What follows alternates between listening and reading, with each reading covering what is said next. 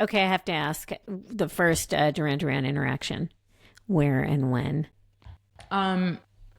Several different ones. There's seeing them in person for the first time, but the interaction. I'm gonna go. There's one that happens earlier in '87 with Nick and Simon, and I said to Simon, "I love your leather jacket," and there were probably 30 girls around, but John Taylor, who is my everything.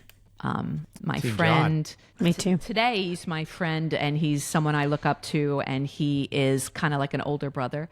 But back then he was like, oh my God, my like idol and love. And he came out of this was September 8th, 1987. He came out of a studio. He was with his girlfriend at the time, Renee Simonson. She carried no bags, but he carried about 20 bags that were all hers. That's such a gentleman. And there were about 7 or 8 of us waiting outside the studio. And I got so sick just being in the same air as him, being near him. I wish I could find this photo. He took a picture. Someone took a picture of me, like gazing up at him. And when he and Renee walked away, I threw up on the sidewalk. You've told him this story now, I assume. You know, I don't know if I have. But it was. I remember dry heaving. Like, is this going to happen? Am I going to throw up? And then I threw up a little bit and I was like, my God. And see, that's something that as an adult, no one could understand. Like I went to see Billie Eilish recently and the people behind me were screaming. So the kids, they were screaming. And, you know, I want to hear the music, but I'm just thinking they can't help themselves. I couldn't help myself. I was screaming, not to join in a chorus. I think most young girls scream, it's an outlet. And for me, like heaving on the sidewalk, like it was just like, you realized it was kind of poltergeisty. Yeah. That was... You know, you guys are really good because like I'm going into a place right now that I'm kind of talking to myself. I don't even know. I'm like, oh my God, I remember those moments. Those are like formative moments. Yeah. Your description of the screaming is totally that you can't help yourself. It's different for us now because we go to hear the music and, you know, you hear kids screaming. I remember this, and Davis has heard my Bay City Rollers story, but I saw Bay City Rollers was my first concert, and I was in 6th grade, and we were in the front. My friend's mom worked for the promoter. We were in the front, and you couldn't hear the music. The screaming was so loud that one of the girls I was with couldn't take it, and we had to go out to the lobby. But I remember the screaming. You can't help yourself. You can't. I mean, that's such a great description. Yes. And I have memories, specific ones. Like I remember the moment that Michael Hutchence walked out on stage the very first time I saw NXS. And I remember this screaming and I don't know why. Like it just happens.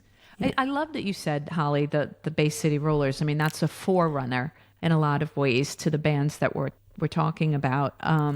There's a book called Bye Bye Baby you should read. I read it. It's a writer who worked for The Guardian, and it really captures what I'm talking about. This, and you're talking about this sense, what it feels like for a girl to be a fan. Oh, I know the book you're talking about. I have not read that. Thank you. It's really good. I am going to read it. There was another one written by a radio guy from the East Coast. I think I can't remember his name. Never trust a guy. It's always weird. It was always about this. I always likened it to like when you see your teacher at the mall or something. Like, wait, what are you doing here? You're not supposed to be here. But if you see like John Taylor, who you've seen on MTV and you've listened to his music, and then you see him, like, wait, you're real? Wait, what? Oh my God! You know, and then it's just like escalates and even so quickly. More beautiful in person, even more kind than you imagined. People who say never meet your heroes, they've never met John Taylor. He is just nice. So lovely. Lovely, lovely. And, he was a fan.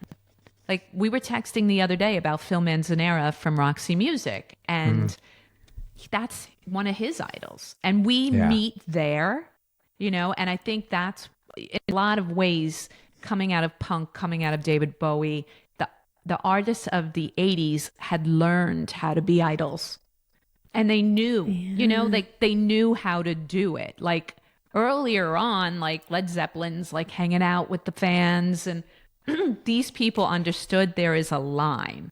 And now with social media, that line is gone again. Whether it's Taylor Swift or Billie Eilish, they're like putting videos up of themselves, like just being normal. And it's like, Madonna would rather die. You worship at my feet. True. I'm a god. I'm a goddess. You are, know your place. And that's how it was for the children of the 80s, whether it was Michael Jackson or Duran Duran or Cyndi Lauper. They were on a different level than us. And yes, you scream for Billie Eilish if you were 12 or whatever, but you feel like, I want to be their friends. In fact, look at the number of women today that are the biggest stars in the world. If you're talking Ariana Grande or Billie Eilish or Taylor Swift or Lana Del Rey, it's a friend, almost a peer-to-peer relationship, whereas in the 80s, it was God to mortal.